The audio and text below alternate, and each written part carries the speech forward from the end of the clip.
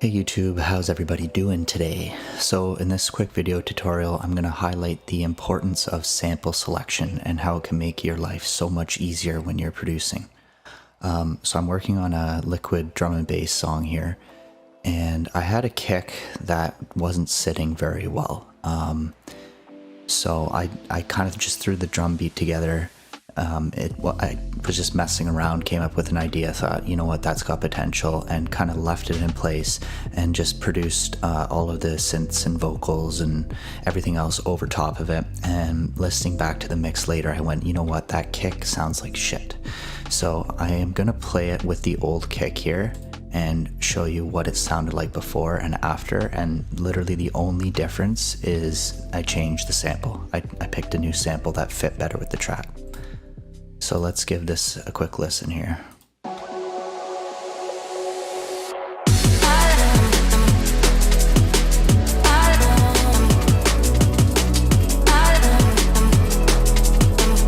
Right, so that's with the old kick. Now pay attention to the low end here and some of the clickiness of the kick as well. Here's with the new kick.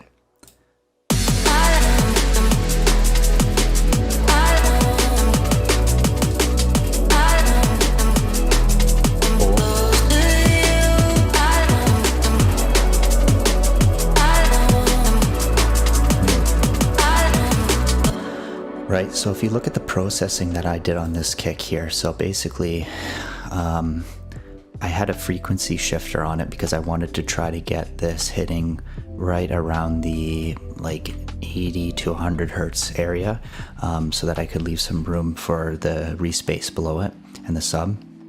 And because I had picked a shitty sample, that frequency was originally much lower, so it was more of like almost a deep house or like a techno-ish kick. So I was like, well, I'll fix that with a frequency shifter. So I put that on. Then what I did with the old kick was I thought that there wasn't enough high end. So I went, okay, well, what I'll do is I'll do a little bit, I'll make sure the non-modified version of the kick is completely in mono. And then I will throw in parallel some overdrive over top to bring out some of the highs and mix it in by cutting some of the lows here, right? So, I mean, in practice, all of this sounds good, like technically, but the actual final product is shitty because the original sample just didn't fit with the song. So you can see here I had to cut a whole bunch of mid-range, and then I tried to boost again right around 10K to get some snappiness out of it, and it still didn't fit properly. So I did all this processing and extra work for basically no reason. And the new kick, as you can see here, there's basically no processing on it, right? It's literally just a low cut, and all I did was I made sure that this sample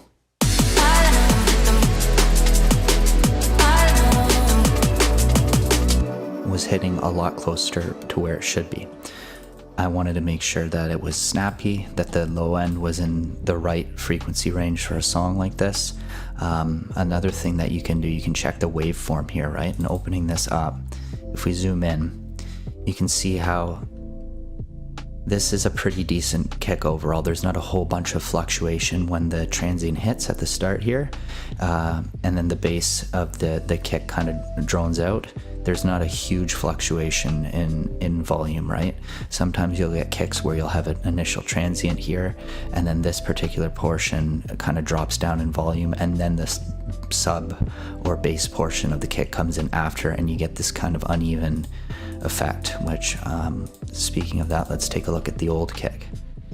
So again, here's your initial transient, which is pretty damn quiet, and then that sub comes in, so you get kind of more of a woofy sound to it as opposed to snap. Right, so sample selection, especially for your kick drums in music like this, is really important. So basically plan things out beforehand. Think about where it is on the spectrum you want that kick hitting. If you want an attack on it, do you need that high end, or is it okay to have it, you know, kind of tucked in the background and have other elements filling in over top? But yeah, sample selection, huge thing. Not just for kicks, for everything. So I hope you guys learned something, and if you have any questions or comments about this tutorial, let me know. And yeah, that's about it.